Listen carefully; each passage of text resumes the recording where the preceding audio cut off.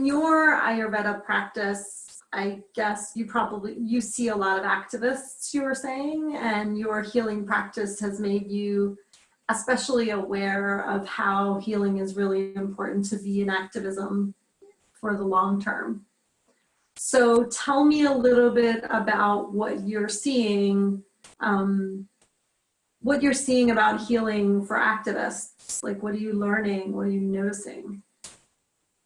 Yeah, well, Yep. I mean, I think an important piece of my personal history to share is that part of the reason why I even came to Ayurveda was that I was in a crisis moment as an activist by being burnt out and also heartbroken.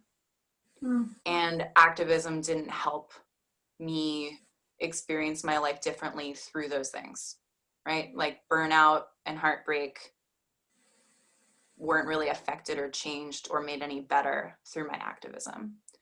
And so I think as a desperate activist experiencing those two things, I was living in Philadelphia at the time, which turns out to be a place that has a lot more alternative health and healing options than one might guess. And me opening up to healing and getting more comfortable with thinking about my body and engaging with it in a new way and doing things that activist me would say was overly indulgent or too luxurious is sort of what led to my own shifting in that time. And so I have a sort of personal commitment, both because I see artists, activists, teachers as being people that tend to be my own personal community. I'm committed to them because they're my main community, but also because I feel like I'm capable, hopefully, and intend to make the things that I offer palatable in the ways that they weren't originally palatable to me when I was in that moment. I feel like there's a real clash sometimes about how important language is. And that sometimes in my own world, people that are healers that don't identify as activists and people that are activists that don't identify as healers, they often look at each other with frustration because of the words that they're choosing to use to explain their lives. And so I think that one of the reasons why I'm excited to even have your phrase healing activism is that I think that it immediately pushes some of the most important buttons of why a bridge is important and what a bridge can look like and how do we talk about the things that are important to us and what do we even mean. So I'm really excited to just have words. And I'm also excited for the way that those words can be triggering or incomplete for different people. So what do you notice? Are there any patterns that you notice among activists in terms of what you treat? Yeah, for sure. I mean, I think, issues that I see that are big are burnout, depression, anxiety, self-worth issues. I think of a lot of like what are the mental pains and like spiritual pains and soul pains that people are experiencing. Also, intergenerational trauma for sure. Untreated trauma, martyr syndrome. I think that there's a lot of sort of young activist mentality of not taking care of myself in order to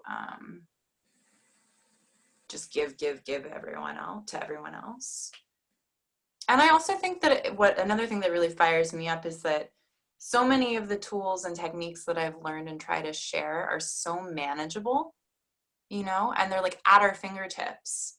And so I think it's really exciting to me to think about, and I guess witness people as they transform by having different experiences with their bodies. And being committed to someone's healing means trusting whatever their read of the situation is. Yes. And so what would our activism look like if we went by that principle? Of like, no, you know what? I'm not going to try to change you. Like, you'll see it when you see it. But I'm telling you, like, this is where I am. Mm-hmm. And if you want a little bit more joy in your life, you may want to consider coming over here. Right. Yeah. You know? See if that gets anyone. Like, oh, you don't have to be in pain your whole life, you know? Like, there's joy on the underside. Yeah. So I'm curious to hear from you a little bit more about what you see as healing activism. Or as part of the reason why you're talking to folks to try to sort of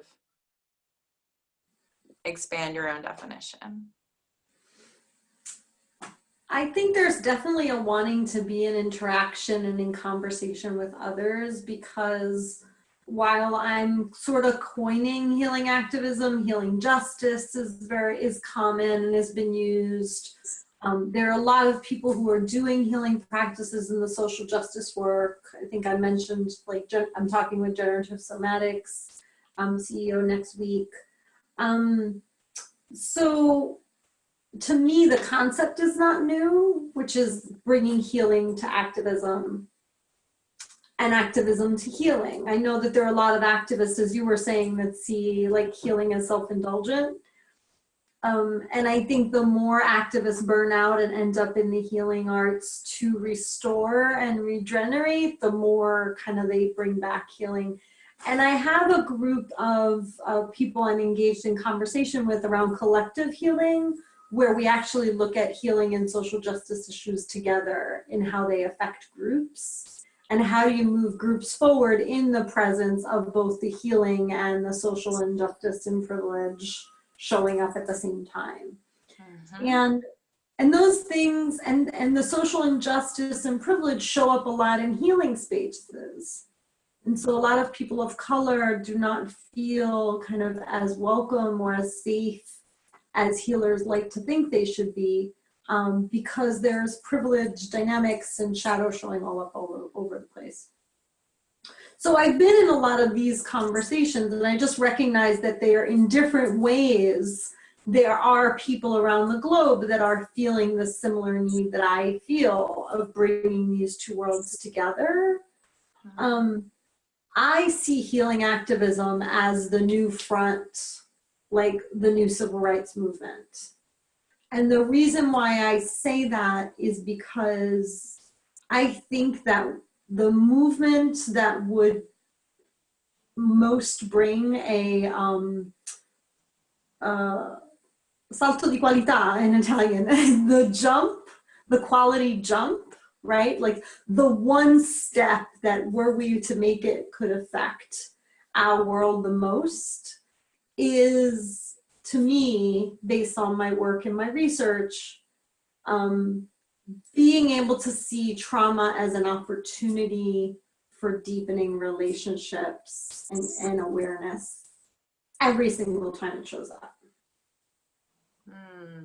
And what I see everywhere is people saying to other people, you know, you're too angry, I won't talk to you. You're too angry, you can't belong here. You're too this, you're too agitated, or you're too unstable, or you're too, and we do this and we dismiss people. Yeah. And by dismissing people, the trauma's expanding. Yeah. Because the more you deny it, the more it's going to show up. So we dismiss people, one person leaves the group, and then another person starts being angry or frustrated or unstable. And we just keep on attracting new people because there's something that's itching to be resolved. Yeah. And so for me, what healing activism is it's more than self-care for activists, which I think is what it is for many people, and I have no problem with that. I mean, that's how I got into the healing arts too, is the similar heartbreak and burnout that brought you. Mm-hmm. And what I see as the spark that can shift our world is this shifting perspective of saying, no, when you are angry, when you are frustrated, when you are pissed off, when you are hurt, that is the opportunity for us to transform together. Mm-hmm. Like, come in, let's learn to love you harder and transform together. Yeah. And it's just hard, really hard to do that. It's hard to do it when it's your brother, when it's your sister, when it's your mom, when it's your boyfriend, let alone when it's your activist group. Mm-hmm. And I believe these times call for that. Yes. Like, these times call for that radical love and rage together, like this. Mm-hmm. And I think we're trying too hard to deny the rage.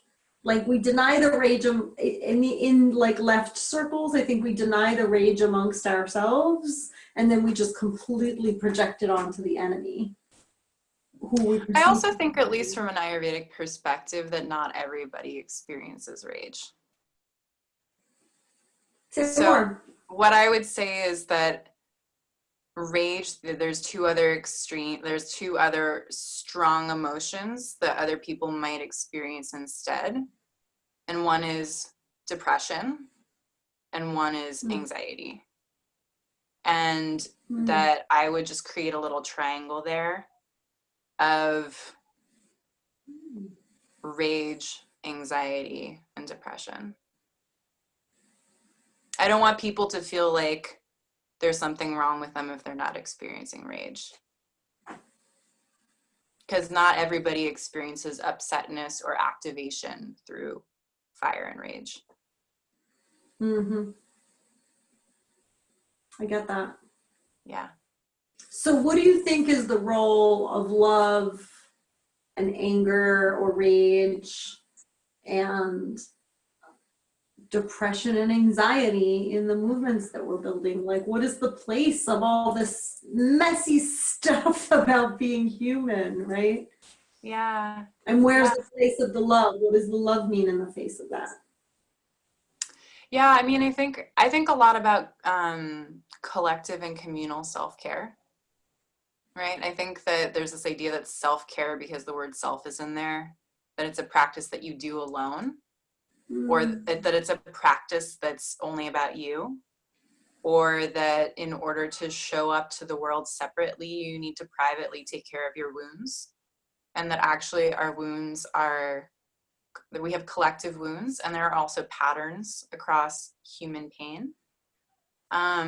So I think that, in my mind, work that I would like to continue to do is to create more opportunities for people to come together in group situations and collectively and communally care for themselves and learn about each other's needs for health and healing and their current pain that maybe they want to express. And I think that for me feels like a very important kind of love that's sort of boiled down to like a being together love, and a being together in the pain moments, regardless of how your pain manifests in your body or emotions or mind. Experiencing pain doesn't mean that you need to be alone. And we don't need to fix ourselves before we're able to be together.